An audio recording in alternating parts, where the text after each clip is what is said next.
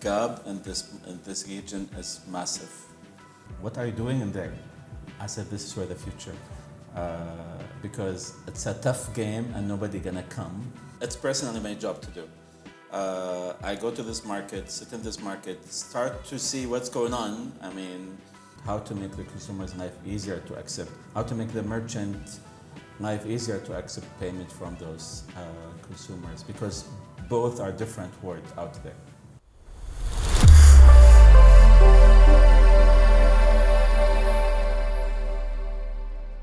Welcome to Masters of Change. Today we sit down with Abdulaziz Al Jouf, a driving force in the fintech world and the mastermind behind PayTabs Group, a cutting-edge payments processing company that has been transforming commerce across the MENA region for almost a decade. This episode is packed with valuable insights covering various aspects of leadership and particularly concentrating on regional market expansion. Get ready to dive into the world of payments and fintechs with the remarkable Abdulaziz Al Jouf. Hello Abdulaziz, it's a pleasure to have you on Masters of Change, and I really look forward to today's conversation, diving into the world of payments and fintech. Take us through the story of your business. What drove the launch and what was the journey like building the company, PayTabs? I came to the region around, I would say, 13, 14, and we were trying to build an e-commerce company, and I thought I would just set up the payment gateway. And what's shocking for me, the process was almost like a year. I mean, just to do all the work. If you manage to get accepted to have the access to this. And this is really where the idea born, I would say. I kept it in the shelf for really quite some time, for 2 years. I did not touch it. But what I done is I hired an engineer and I started to play with him on how this can launch. I remember we spent almost just 2 years playing around. I mean, how the dashboard gonna look like, how the system look like. I remember we used to spend from 4 to 7 every other day trying just to play around how this will work, because I wasn't really sure even how to launch this and how to start this. In 15 or 14, I remember we launched this end of the year, and with whatever, I mean, base product we have, I mean, it's not even an MFB product at that time. Within 2 to 3 months, I remember we got like almost 800 sign up, and I started to realize, wow, there's something going on about this that can become big. And we start working on it. We done some testing. We start to launch some merchants. I remember we hit like $4 million in processing, and this was every day, every month, more and more you realize there's something serious about this. And I went to start to look for a fund. I managed to get the first fund, and the rest is history. I mean, we copycat the product in multiple countries, and I mean, this is where we are here today. What was the most challenging part? See, you got multiple parties to the game, right? You got the regulator who trying to protect the market. You got the investors who wants to believe in this. You got the merchant or the clients who needs this. So everyone got his interest into this game, right? I think the challenge was not really the regulator, because the regulator said, okay, you go try, we will see you, we will monitor you. So this is not, I'm not trying to make it sound easy, it was tough. I mean, tons of calls and emails, and not emails, sorry, meetings. Scary meetings, okay, sitting in front of the regulators. Clients was, I mean, coming and queues.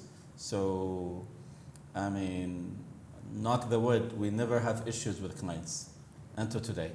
I think the investors couldn't believe this can become big, and this is where the challenge, which is the funding.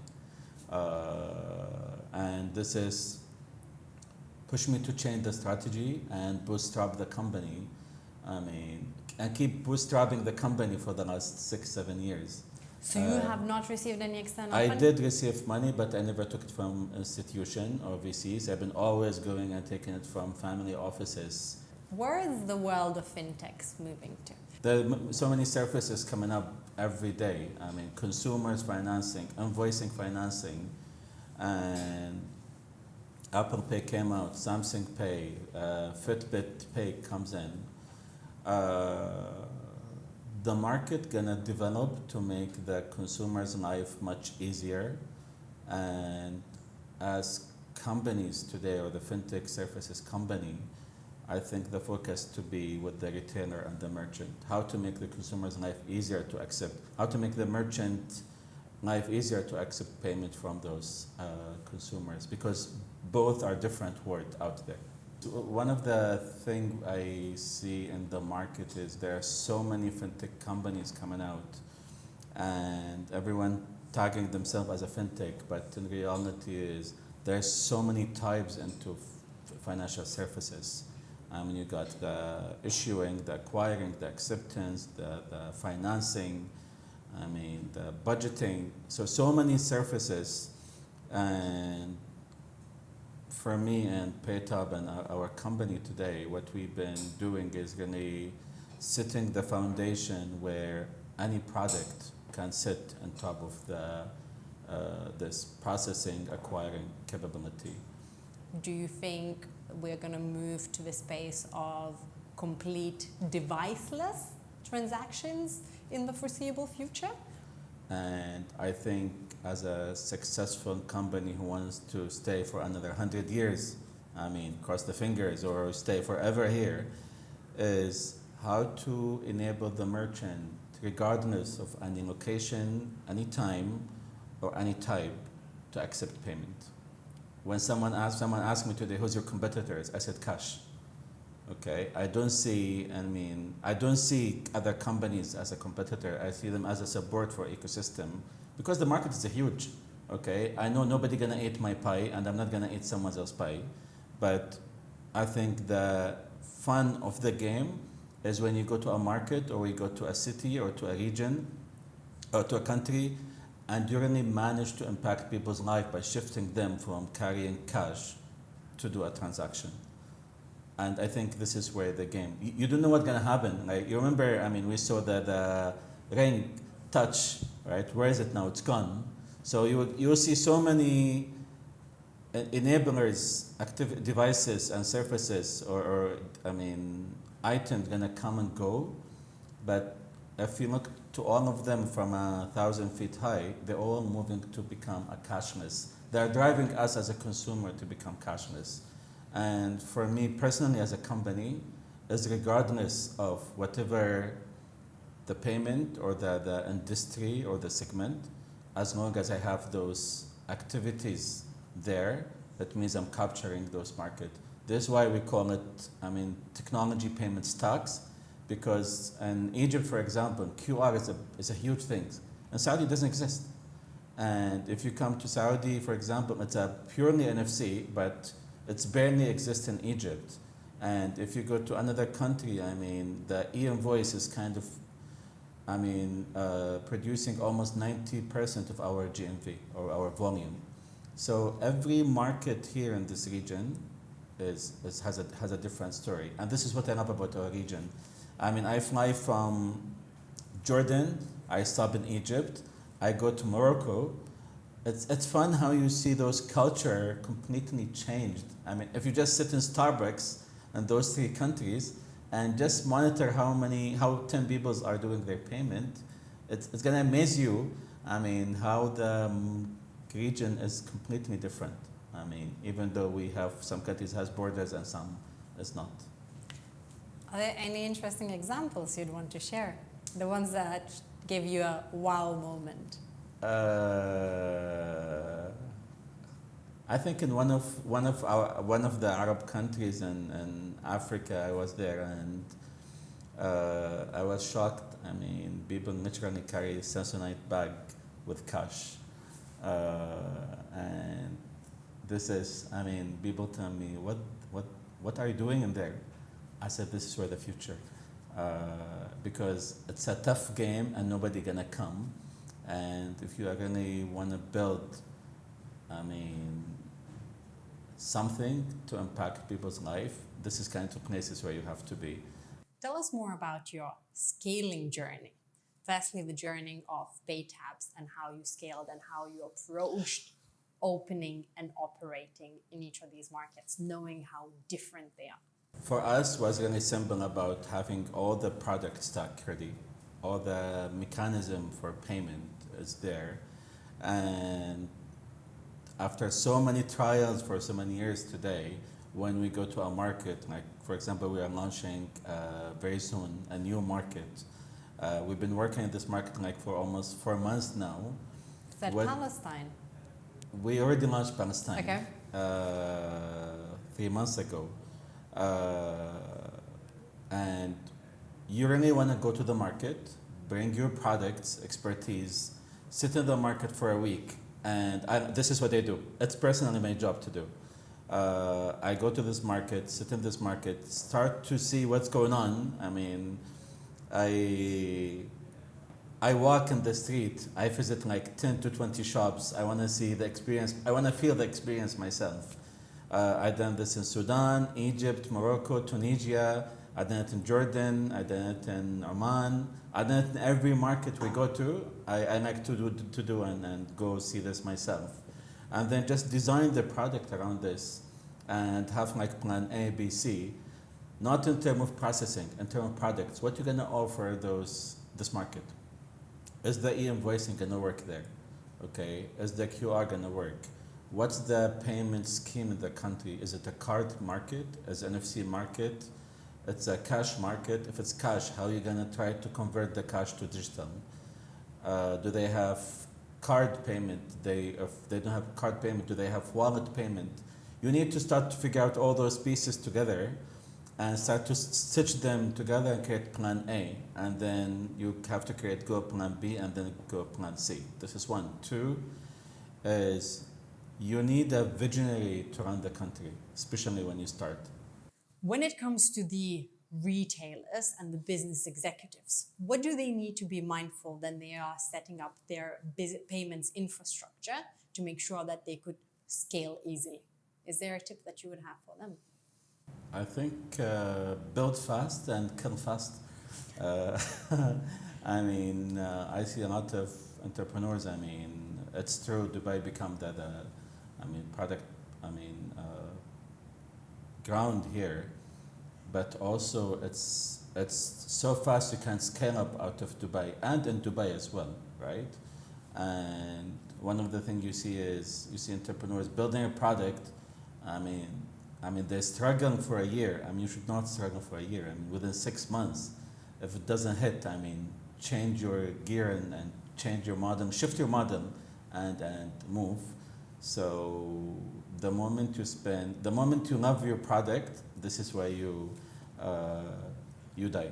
From a client perspective today, they got so many options in the market. Okay, I mean, if someone's launching in Dubai, he got the option. But if he, let's say, wants to launch in Dubai and then move to different countries in the region, then this is what we are setting up as PayTab ourselves. I mean, you can within the same agreement, same, let's say, same technology API with the same agreement expansion. I mean, if you have the right set of document in every country we are in, then we can just expand you within a couple of days. So we set the ground for this. And this is one of our kind of vision is really to be able to offer businesses and clients their services across the region. The second, from a fintech founder startup, I mean, as I said for you earlier, I mean, you have to start with the basics. You really have to bootstrap. I mean, I get shocked when I see some of the startup proudly raising tons of money to burn, but the model of the product is still not stable or even recognized. And even you don't know if the product gonna hit the market yet. This is why I said for you earlier, I mean, if I'm gonna market for my products, I mean, you really have serious issue. I mean, it means that your product is not required. And extra, I mean, it's icing on the cake. It's not really the cake itself. In Interesting. Well, I guess B2B and B2C might have a slightly Definitely. different I'm flavor. just talking about Yeah. B2B, not B2C. So the other thing is, I'm old school when it comes to sales. Either direct or through partnership. And if your need could not manage to connect those two for a fintech product, then you have to kill the product. The other thing that I was very curious to ask, so over several years, you acquired several companies, and there are several paths to growth. One is through acquisition, the other one is building products yourself. What are the main benefits that you see for the growth through acquisition? Let me take you back to why those acquisitions happening and why other even entrepreneurs should even think about it. 10 years ago, I think in UAE or in Saudi, in total we have like 100 startups. In total, okay? Today we have what, 5,000, 10,000, 15,000 startups. And the question is, if you manage to raise the proper fund, or you got fund with you, you managed to build a vision for the company, you managed to build the main product. It's sad that you see companies keep building their product while the market has so many startups who you can just acquire, and they become the specialty for you in this segment. I always tell my team it's like between farming your tomato and go to the market and buy a tomato, which one is faster? Of course, buy it from the market, and because of so many options there. And I think we reached this level in our region. Why you have to go and build the product? Today, all those acquisitions we have done, we did not change the name. We are building, personally, I'm building the entrepreneurial spirits. They are founder like me. And I try, as much as I can not to dictate where this is going. We never even, all the governance, around those startups is through coaching and not through board, etc. Because you want to keep the product spirit there. You want to keep the entrepreneur spirit there. And what more than an entrepreneur passionate about that product, he's going to focus on this product. What are the downsides? Because you mentioned that PayTabs has expanded and grew really fast in the number of employees. How are you managing that? Because that comes with its own challenges. I like to do something called cleanup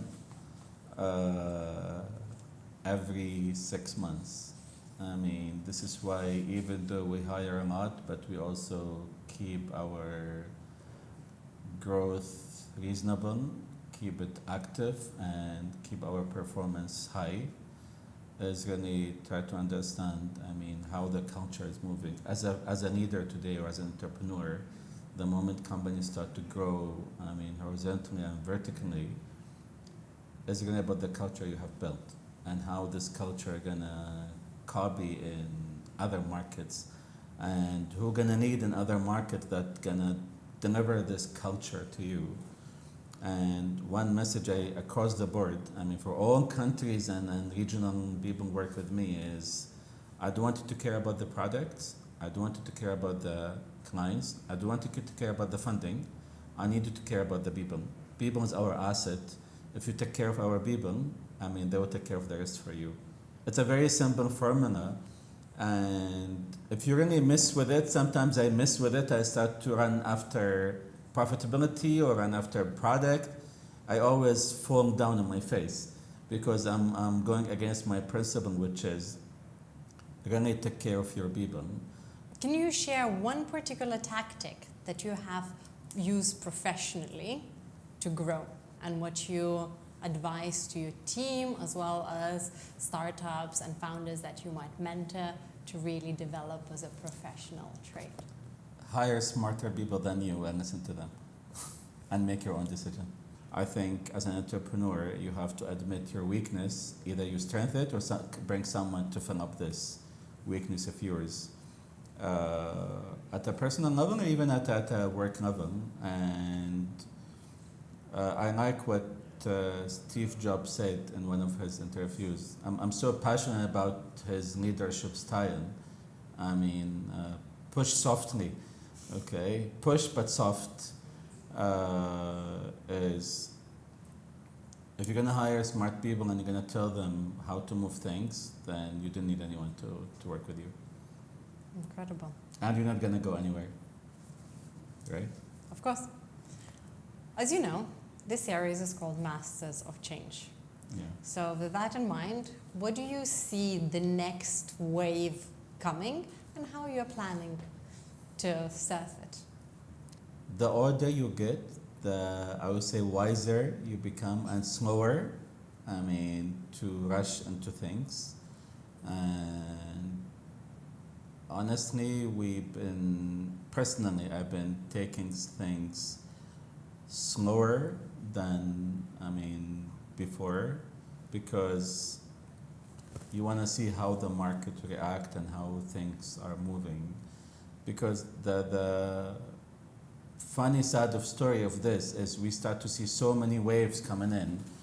And people just jump into this because of social media and, ChatGPT and all these things, coming and just, it's filling up the entire social media now about it. And you start to realize okay, it's a wave, it's an up wave. We want to see where this is going to go. Is it going to stabilize or go down? Same thing with crypto. Wave came, shoot up. And I used to tell people, don't rush, wait, okay? Every up wave will go down, just see how far gonna go down, how low gonna go down. When it goes down or stabilize, this is where you jump. Especially for our size, our market, our business, and our clients today, you cannot jump with every wave. You have to create stability into your ecosystem, your platform, even your people in the company. You cannot just jump with every wave coming in.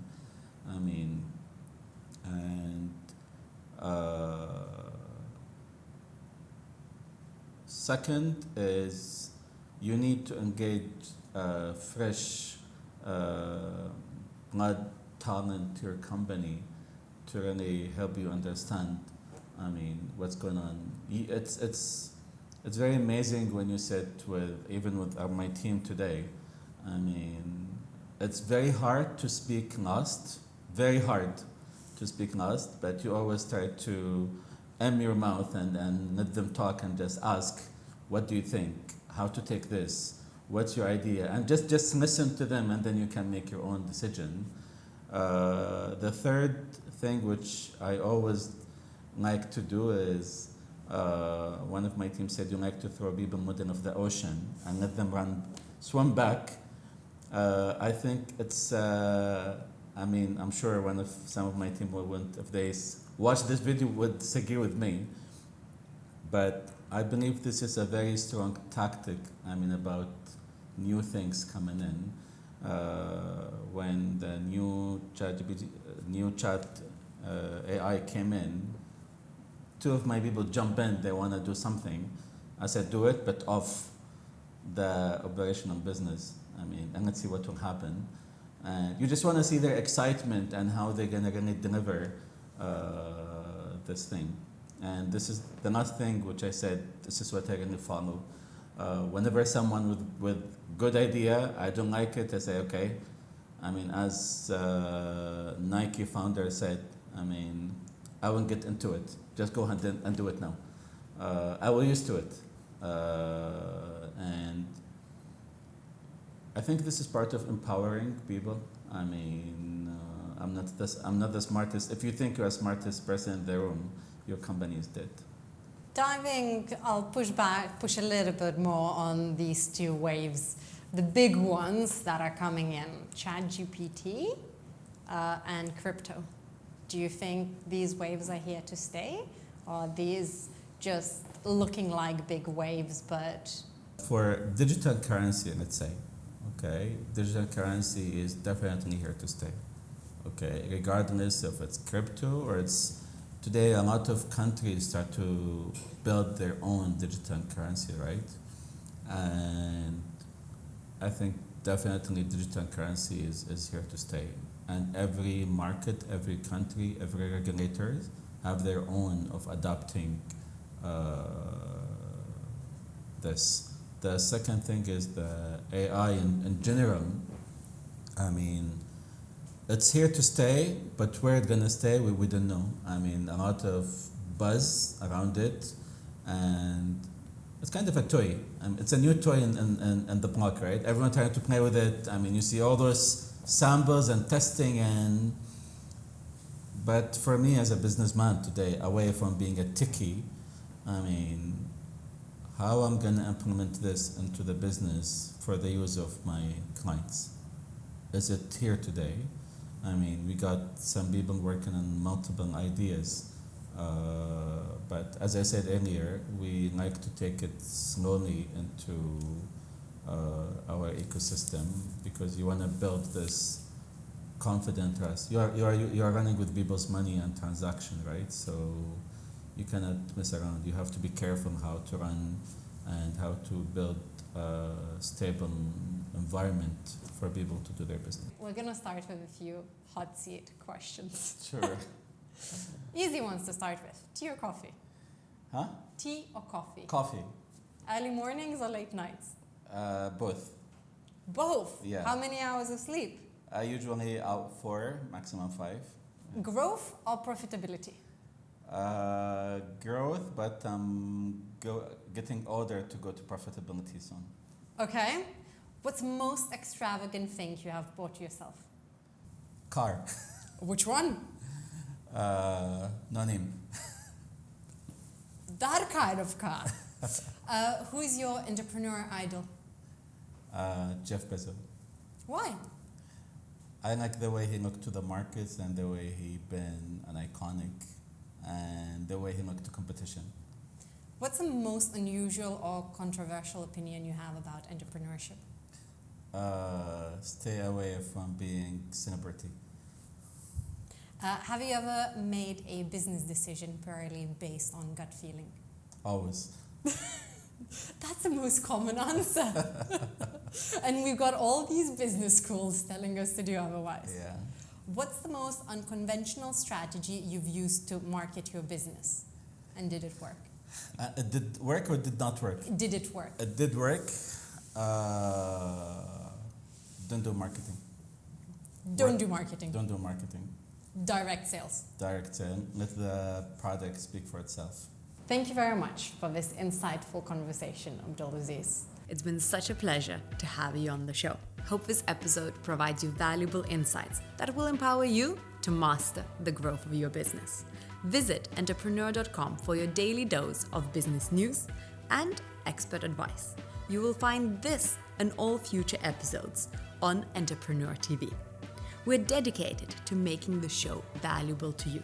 So please don't hesitate to contact me to share your feedback, future guest suggestions, as well as discuss sponsorship opportunities.